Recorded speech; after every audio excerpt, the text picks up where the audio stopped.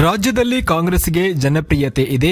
ಹೀಗಾಗಿ ಅವರಿಗೆ ಬಿಜೆಪಿ ಮತ್ತು ಜೆಡಿಎಸ್ ಪಕ್ಷದ ಮುಖಂಡರು ಆತಂಕದಲ್ಲಿದ್ದಾರೆ ಎಂದು ಕಂದಾಯ ಸಚಿವ ಕೃಷ್ಣ ಬೈರೇಗೌಡ ಟೀಕಿಸಿದ್ದಾರೆ. ತುಮಕೂರಲ್ಲಿ ಮಾತನಾಡಿದ ಅವರು, ಕಾಂಗ್ರೆಸ್ನ ಆತಂಕದಿಂದ ಬಿಜೆಪಿ ಮತ್ತು ಜೆಡಿಎಸ್ ಪಕ್ಷಗಳ ಮುಖಂಡರು ಮೈತ್ರಿ ಮಾಡಿಕೊಂಡಿದ್ದಾರೆ. ಬಿಜೆಪಿ ಸರ್ಕಾರದ ಆಡಳಿತದಿಂದ ಜನರ ಜೀವನ ದುಸ್ತರವಾಗಿದ್ದು ಉದ್ಯೋಗ ಕೊಡ್ತೀನಿ ಎಂದು ಕೋಟ್ಯಾಂತರ ಉದ್ಯೋಗ ಕಿತ್ತುಕೊಂಡಿದ್ದಾರೆ. ಶ್ರೀಮಂತರ ಬಿಜೆಪಿ ವಿರುದ್ಧ ದುಡಿಯುವ ಜನ ದಂಗೆ ಎದ್ದಿದ್ದಾರೆ ಎಂದು ಹೇಳಿದರು. ವಿಧಾನಸಭಾ ಚುನಾವಣಾ ಫಲಿತಾಂಶ ಬಂದು 4 ತಿಂಗಳಾಗಿದೆ. ವಿಪಕ್ಷ ನಾಯಕರ ಆಯ್ಕೆ ಮಾಡಲು ಅವರಿಂದ ಸಾಧ್ಯವಾಗಿಲ್ಲ. ಇದು ನಾಲಾಯಕತನ. ಅವರ ಆಂತರಿಕ ಕಚ್ಚಾಟದಿಂದ ವಿಪಕ್ಷ ನಾಯಕ ಆಯ್ಕೆ ಮಾಡಿಕೊಂಡಿಲ್ಲ ಎಂದರು. ಇವತ್ತು ತುಮಕೂರು ಜಿಲ್ಲೆಗೆ ಬಂದಿದ್ದೀನಿ. ನಾಡ ಕಚೇರಿ, ತಾಲೂಕು ಕಚೇರಿ, ಸಬ್ ರಿಜಿಸ್ಟ್ರಾರ್ ಕಚೇರಿ ಪರಿಶೀಲನೆ ನಡೆಸಿದ್ದೀನಿ. ಜನರ ಸಮಸ್ಯೆ ಆಲಿಸಿದ್ದೀನಿ. ಅಧಿಕಾರಿಗಳ ಕೆಲಸ ಪರಿಶೀಲಿಸಿದ್ದೀನಿ. ನನ್ನ ಇಲಾಖೆಯ ಪ್ರಗತಿ ಪರಿಶೀಲನಾ ಸಭೆ ಕರೆದಿದ್ದೀನಿ ಅಂತ ಹೇಳಿದರು. ಗುಬ್ಬಿ ತಾಲೂಕಿನಲ್ಲಿ ನಕಲಿ ಖಾತೆ ಕೇಸಿಗೆ ಸಂಬಂಧಿಸಿದಂತೆ ಮುಲಾಜಿಲ್ಲದೆ ಕ್ರಮ ತೆಗೆದುಕೊಳ್ಳಲಾಗುತ್ತೆ. ಲೋಕಾಯುಕ್ತ ತನಿಖಾ ವರದಿ ಬಳಿಕ ಕ್ರಮ ತೆಗೆದುಕೊಳ್ಳುತ್ತೇವೆ. ಯಾವುದೇ ಮುಲಾಜು ಇಲ್ಲದೆ ಕ್ರಮ ತೆಗೆದುಕೊಳ್ಳಲಾಗುತ್ತದೆ ಎಂದು ಹೇಳಿದರು. ನಾನು ಬೆಳಿಗ್ಗೆ 9 ಗಂಟೆಯಿಂದ ಜಿಲ್ಲೆಯಲ್ಲಿ ನಾಡು ಕಚೇರಿ, ತಾಲೂಕು ಆಫೀಸು, ಹಾಗೆ ಸರ್ವೆ ಡಿಪಾರ್ಟ್ಮೆಂಟ್ನ ಕಚೇರಿ ಮತ್ತು ಸಬ್ ರಿಜಿಸ್ಟ್ರಾರ್ ಕಚೇರಿ ಇವೆಲ್ಲವುಗಳನ್ನು ಕೂಡ ಬೆಳಿಗ್ಗೆಯಿಂದ ಸ್ಥಳ ಪರಿಶೀಲನೆ ಮಾಡಿ ಇಲ್ಲಿ ಕಚೇರಿಗಳಿಗೆ ಬಂದಿದ್ದಂಥ ಜನಗಳು ಅವರ ಸಮಸ್ಯೆಯನ್ನು ಕೇಳೋದು ಹಾಗೂ ಅಧಿಕಾರಿಗಳು ಕೆಲಸ ಮಾಡುವಂಥದ್ದನ್ನು ಪರಿಶೀಲನೆ ಮಾಡುವಂಥ ಕಾರ್ಯಕ್ರಮ ಬೆಳಿಗ್ಗೆಯಿಂದ ಮಾಡಿದ್ದೇನೆ. ಈಗ ನಮ್ಮ DC, CO, ZPಯಲ್ಲಿ ಪ್ರಗತಿ ಪರಿಶೀಲನೆ ಸಭೆಯನ್ನು ಕೂಡ ಇಟ್ಕೊಂಡಿದ್ದೇವೆ. ನಮ್ಮ ಸರ್ಕಾರ ಬಂದ ಮೇಲೆ ಆಡಳಿತಕ್ಕೆ ಚುರುಕು ಮೂಡಿಸಬೇಕು ಹಾಗೂ ಜನಪರ ಆಡಳಿತ ಸಿಗಬೇಕು ಅಂತ ಮಾನ್ಯ ಮುಖ್ಯಮಂತ್ರಿಗಳು ಸಿದ್ದರಾಮಯ್ಯನವರು ಏನು ಸಂಕಲ್ಪ ಮಾಡಿದ್ದಾರೆ. ಅದರಲ್ಲೂ ಕಂದಾಯ ಇಲಾಖೆ ಒಳ್ಳೆ ಆಡಳಿತ ಕೊಡಬೇಕು. ಕಂದಾಯ ಇಲಾಖೆಯಲ್ಲಿ ಜನಗಳ ಸಮಸ್ಯೆಗಳು ಬಹಳ ಇದ್ದಾವೆ. ಕಾಲಾನುಕಾಲದಿಂದ ಕೆಲವು ಸಮಸ್ಯೆಗಳು ಪರಿಹಾರ ಆಗದೆ ಉಳಿದು ಬಂದಿದ್ದಾವೆ. ಅಂತ ಸಮಸ್ಯೆಗಳನ್ನ ಹುಡುಕಿ ಯಾವುದನ್ನೆಲ್ಲ ಬಗೆಹರಿಸಲಿಕ್ಕೆ ಸಾಧ್ಯ ಅಂತ ಸಮಸ್ಯೆಗಳನ್ನ ಬಗೆಹರಿಸುವಂತ ಪ್ರಯತ್ನ ಕಂದಾಯ ಸಚಿವನಾಗಿ ನಾನು ಮಾಡ್ತಾ ಇದ್ದೇನೆ. ಆ ಉದ್ದೇಶದಿಂದ ಇವತ್ತು ಪೂರ್ತಿ ದಿನ ನಾವು ತುಮಕೂರು ಜಿಲ್ಲೆಯಲ್ಲಿ ಬೆಳಿಗ್ಗೆ 9 ಗಂಟೆಯಿಂದನೂ ಕೂಡ ಸಂಜೆ 6-7 ಗಂಟೆವರೆಗೆ ಕಾರ್ಯಕ್ರಮವನ್ನು ಹಮ್ಮಿಕೊಂಡಿದ್ದೇನೆ. ಇಲಾಖೆಯ ಕಾರ್ಯಕ್ರಮಗಳಿಗೆ, ಇಲಾಖೆಯ ಕೆಲಸಗಳಿಗೆ ವೇಗ ಮೂಡಿಸಿ ಜನಪರ ಆಡಳಿತ ಕೊಡೋದು ನಮ್ಮ ಉದ್ದೇಶ. ಗುಬ್ಬಿ ತಾಲೂಕಿಗೆ ಭೇಟಿ ಕೊಟ್ಟಿದ್ರಿ. ಅಲ್ಲಿ 1,500 ಎಕರೆ ಸರ್ಕಾರಿ ಜಮೀನು ಮತ್ತೆ ಭೂಹರಣ ಆಗಿದೆ. ಸೊ ಅಲ್ಲಿ ನಾವು ಈ ಬಗ್ಗೆ ಪರಿಶೀಲನೆ ಮಾಡಿದ್ರೆ ಈಗ ಗುಬ್ಬಿ ತಾಲೂಕಿನಲ್ಲಿ ಈ ಹಿಂದೆ ಅನರ್ಹರಿಗೆ ಮತ್ತು ದಾಖಲೆಗಳನ್ನ ತಿರುಚಿ ಹಳೆ ದಾಖಲೆಗಳನ್ನ ಸೃಷ್ಟಿ ಮಾಡಿ ಭೂ ಮಂಜೂರಾತಿ ಮಾಡಿರುವಂತಹದ್ದು ಒಂದು 12 ಅಧಿಕಾರಿಗಳ ಮೇಲೆ ಶಿಸ್ತು ಕ್ರಮನೂ ಕೂಡ ಒಂದು ಹಂತದಲ್ಲಿ ಸರ್ಕಾರದಲ್ಲಿದೆ. ಅದೇ ಸಂದರ್ಭದಲ್ಲಿ ಲೋಕಾಯುಕ್ತ ಅವರು ಕೂಡ ಈ ಪ್ರಕರಣವನ್ನ ತನಿಖೆ ಮಾಡ್ತಾ ಇದ್ದಾರೆ. ಲೋಕಾಯುಕ್ತ ತನಿಖೆ ವರದಿ ಬಂದ ಕೂಡಲೇ ಅದರ ಮೇಲೆ ಅಧಿಕಾರಿಗಳ ಮೇಲೆ ಕ್ರಮ ಕೈಗೊಳ್ಳಲಾಗುವುದು. ಏತನ್ಮಧ್ಯ ಈಗ ಯಾರಿಗೆ ಅವರು ಬೋಗಸ್ ಗ್ರಾಂಟ್ ಮಾಡಿದ್ರು ಅದನ್ನ ಈಗಾಗಲೇ ವಜಾನೂ ಕೂಡ ಆಗಿದೆ.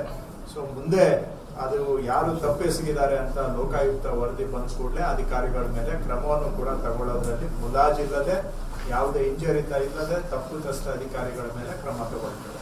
ಕೇವಲ ಕೆಳಮಟ್ಟದ ಅಧಿಕಾರಿಗಳು ಅಂದ್ರೆ VRIಗಳು ಮಾತ್ರ ಮೇಲೆ ಕ್ರಮ ಆಗ್ತಾ ಇದೆ. ಅದರಲ್ಲಿ ತಹಸೀಲ್ದಾರ್ ಮತ್ತೆ AC ಅವರು ಕೂಡ ಭಾಗಿಯಾಗಿದ್ದಾರೆ ಅಂತ ಹೇಳಿ ಖುದ್ದು ಆರೋಪಿಗಳು ಕೂಡ ಏನೋ ಒಂದು ಆರೋಪವನ್ನು ಮಾಡ್ತಾ ಇರ್ತಾರೆ. ಅವ್ರ ಮೇಲೆ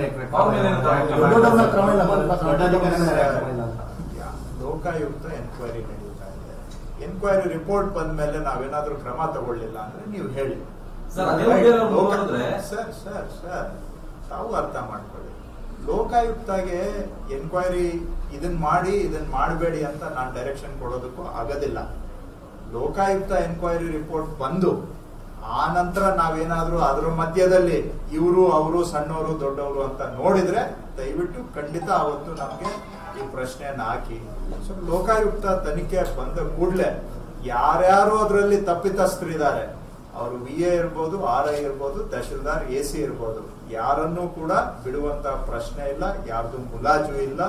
ಈಗಾಗಲೇ ನಾವು ಇಲ್ಲೇ ನಿಮ್ಮ ಪಕ್ಕದ ಕಡೂರು ತಾಲೂಕಿನಲ್ಲಿ ಆ ತರ ಬೋಗಸ್ ಗ್ರಾಂಟ್ ಮಾಡಿದ್ದಂತಹ ಆವತ್ತಿನ ತಹಶೀಲ್ದಾರರು ಇವತ್ತು AC ಆಗಿದೆ. ಅವ್ರ ಮೇಲೆ ಇಲಾಖೆ ಅವ್ರನ್ನ ಗವರ್ಮೆಂಟ್ ಸರ್ವಿಸ್ ಇಂದ ಸಸ್ಪೆಂಡು ಮಾಡಿದ್ದೇವೆ. ಅವ್ರ ಮೇಲೆ 2-3 ಕ್ರಿಮಿನಲ್ ಕೇಸು ಹಾಕಿದ್ದೇವೆ. ಅವರು ಇವತ್ತು AC ಆಗಿದ್ದಂತವರು ಜೈಲಿನಲ್ಲಿದ್ದಾರೆ. ಸೊ ಹಾಗಾಗಿ ಇದು ಯಾವುದೇ ಆ ರೀತಿಯ ನಾವು ಯಾವುದೇ ಮುಲಾಜಿಲ್ಲದೆ ತಪ್ಪಿ ಮಾಡಿರುವಂತ ಅಧಿಕಾರಿ ಸಣ್ಣವರಿರ್ಲಿ ದೊಡ್ಡವರಿರ್ಲಿ ವರದಿ ಬಂದ್ಮೇಲೆ ಕ್ರಮ ಕೈಗೊಳ್ತೀವಿ. ಬಟ್ ಈಗ ಆರೋಪದಲ್ಲಿರುವಂತವರು ಅಧಿಕಾರದಲ್ಲಿ ಮುಂದುವರಿತಿದ್ದಾರೆ, ಅವ್ರ ವಿರುದ್ಧ ಕ್ರಮಗಳಿವೆ. 6 ತಿಂಗಳು ಸಸ್ಪೆನ್ಷನ್ ಆದ್ಮೇಲೆ ರಿವೋಕ್ ಮಾಡಬೇಕು ಅಂತ ಇರೋದು ನಿಮಗೂ ಗೊತ್ತಿದೆ. ಅದ್ರ ಅಡಿಯಲ್ಲಿ ಅವ್ರು ಕೆಲಸ ಮಾಡ್ತಾರೆ. ಇದು 1 ವರ್ಷ ಹಿಂದೆ ಅವರು ಸಸ್ಪೆಂಡ್ ಆಗಿದ್ದು, ಸ್ವಾಭಾವಿಕವಾಗಿ ರೂಲ್ಸ್ ಅಲ್ಲಿ ಅವರಿಗೆ ಅವಕಾಶ ಇದೆ, ಸರ್ವಿಸ್ ಮಾಡ್ತಾ ಇರ್ಬೋದು. ನಾವು ಲೋಕಾಯುಕ್ತಗೂ ರಿಕ್ವೆಸ್ಟ್ ಮಾಡ್ತೇವೆ ಬೇಗ ರಿಪೋರ್ಟ್ ಕೊಡ್ಲಿಕ್ಕೆ, ಕೂಡಲೇ ಕ್ರಮ ಆತರ ಕೆಲಸ ಮಾಡ್ತಾ ಸಾಕ್ಷಿಗಳನ್ನ ತಹಶೀಲ್ದಾರ್ ಮೇಲೆ ಒಂದು ಆರೋಪ ಇತ್ತು ಸರ್, ಆ ತರದ್ದು ಚೆಕ್ ಮಾಡ್ತೇನಪ್ಪ, ನನಗೆ ಗೊತ್ತಿಲ್ಲ. ಇವತ್ತು ಬಂದಿದ್ದೇನೆ, ಇವತ್ತು ಬೆಳಿಗ್ಗೆಯಿಂದ ಇಷ್ಟು ನಾನು ಚರ್ಚೆ ಮಾಡಿದ್ದೇನೆ. ಮುಂದೆ ಏನ್ ಮಾಡ್ಬೇಕು ಅಂತ ನಾನು ನಮ್ಮ ಜಿಲ್ಲಾಧಿಕಾರಿಗಳ ಹತ್ರ ಚರ್ಚೆ ಮಾಡಿ ಸ್ಥಳೀಯ ಶಾಸಕರ ಹತ್ರ ಮಾತಾಡಿದ್ದೇನೆ. ಅವರಿಬ್ಬರದು ಸಲಹೆ ತಗೊಂಡು ಮುಂದೆ ಏನ್ ಕ್ರಮ ತಗೊಳ್ಬೇಕು ನಮ್ಮ ಹಂತದಲ್ಲಿ ನಾವು ಮಾಡ್ತೇವೆ. ಈಗ ಲೋಕಸಭೆ ಚುನಾವಣೆಯಲ್ಲಿ ಜೆಡಿಎಸ್ ಮತ್ತು ಬಿಜೆಪಿ ಮೈತ್ರಿ ಮಾಡ್ಕೊಂಡಿದ್ದಾರೆ ಸರ್, ಇದಕ್ಕೆ ಏನ್ ರಿಯಾಕ್ಟ್ ಮಾಡ್ತೀವಿ? ಅವರು ಜೆಡಿಎಸ್ ಬಿಜೆಪಿ ಅವರು ಕರ್ನಾಟಕದಲ್ಲಿ ಆತಂಕದಲ್ಲಿದ್ದಾರೆ. ಕಾಂಗ್ರೆಸ್ ಸರ್ಕಾರ ಜನಪ್ರಿಯತೆ, ಕಾಂಗ್ರೆಸ್ ಪಕ್ಷ ಜನಪ್ರಿಯತೆ ಇದೆ. ರಾಷ್ಟ್ರ ಮಟ್ಟದಲ್ಲೂ ಕೂಡ 9 ವರ್ಷದಿಂದ ಬಿಜೆಪಿಯವರು ಬರೀ ಸುಳ್ಳು ಮಾತುಗಳನ್ನ ಹೇಳಿಕೊಂಡು ಜನಗಳ ಜೀವನವನ್ನ ದುಸ್ತರ ಮಾಡಿದ್ದಾರೆ. ಸಾಮಾನ್ಯ ಜನ ದಿನದ ಖರ್ಚುಗಳು ಕೂಡ ಜಾಸ್ತಿ ಆಗಿ ಎಲ್ಲಾ ಬೆಲೆಗಳು ಏರಿಕೆ ಆಗಿದಾವೆ. ಜನ ಜೀವನ ನಡೆಸೋದು ಕಷ್ಟ ಆಗಿದೆ. ಮತ್ತೊಂದು ಕಡೆ ಕೋಟ್ಯಾಂತರ ಉದ್ಯೋಗ ಕೊಡ್ತೀವಿ ಅಂತೇಳಿ ದೇಶದಲ್ಲಿ ಕೋಟ್ಯಾಂತರ ಉದ್ಯೋಗಗಳನ್ನ ಕಿತ್ಕೊಂಡಿದ್ದಾರೆ. ಬಡವರ ಮೇಲೆ ಟ್ಯಾಕ್ಸ್ ಹಾಕಿ ಶ್ರೀಮಂತರನ್ನ ಸಾಕುವಂತ ಕೆಲಸ ಬಿಜೆಪಿ ಮಾಡ್ತಾ ಇದೆ. ಇವತ್ತು ಇಡೀ ದೇಶದಲ್ಲಿ ಇಂತಹ ಶ್ರೀಮಂತರ ಬಿಜೆಪಿಯ ವಿರುದ್ಧವಾಗಿ ದುಡಿಯುವ ವರ್ಗದ ಜನ, ಬಡವರು ಗಾಳಿ ಎದ್ದಿದೆ. ಹಾಗೂ ಕರ್ನಾಟಕದಲ್ಲೂ ಕೂಡ ನಮ್ಮ ಸರ್ಕಾರ ಬಂದ ಮೇಲೆ ಬಡವರ ಕಲ್ಯಾಣಕ್ಕಾಗಿ ನಾವು ಕೈಗೊಂಡಿರೋ ಕಾರ್ಯಕ್ರಮಗಳು ಜನಪ್ರಿಯತೆಯನ್ನ ಪಡ್ಕೊಂಡಿದೆ.